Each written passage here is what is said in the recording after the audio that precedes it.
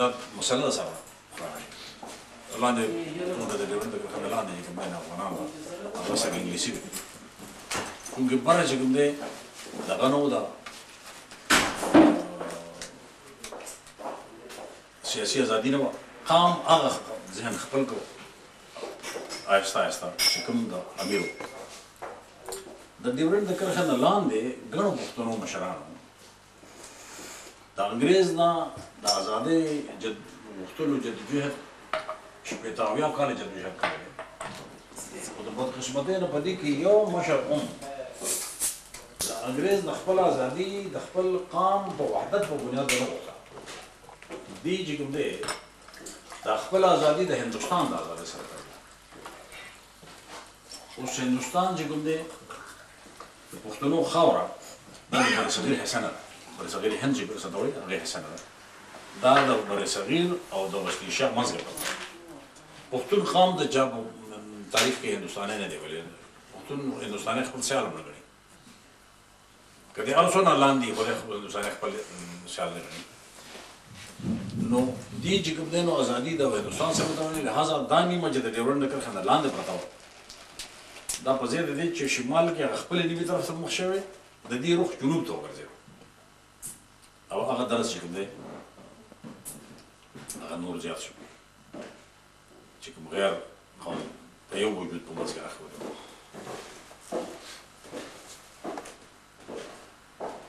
د افغانستان یو امیر د دې نه دی جوړه شوی یو امان الله خان یعنې دا کوښښ وکړو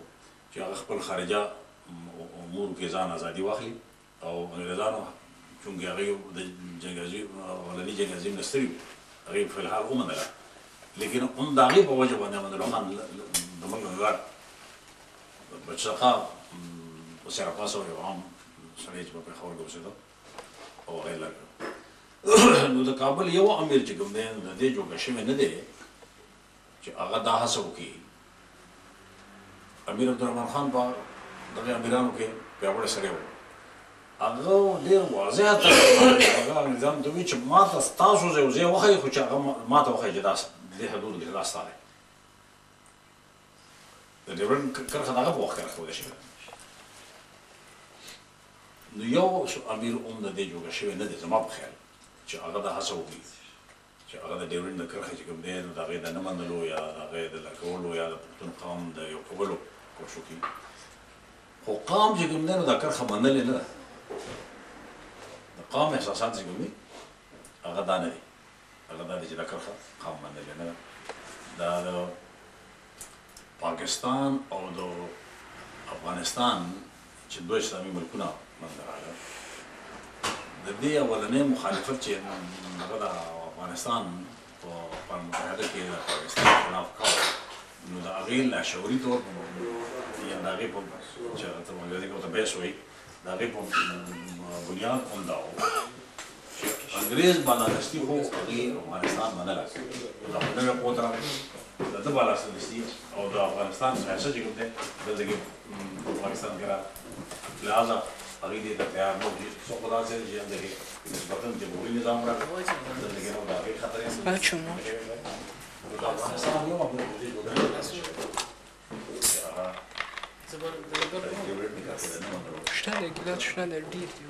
قام چې کوم دی نو هغه نه ده منلې شوې اوس حالت زموږ چې مونږ دا وایو چې یو کېدل چې کوم دی دا زموږ حق دی دا فطري حق دی دا آئیني حق دی دا قانوني حق دی ځکه چې بین الاقوامو کې دا قانون دی چې د غاصب عمل چې کوم دی هغه قانوني او آئیني حیثیت نه لري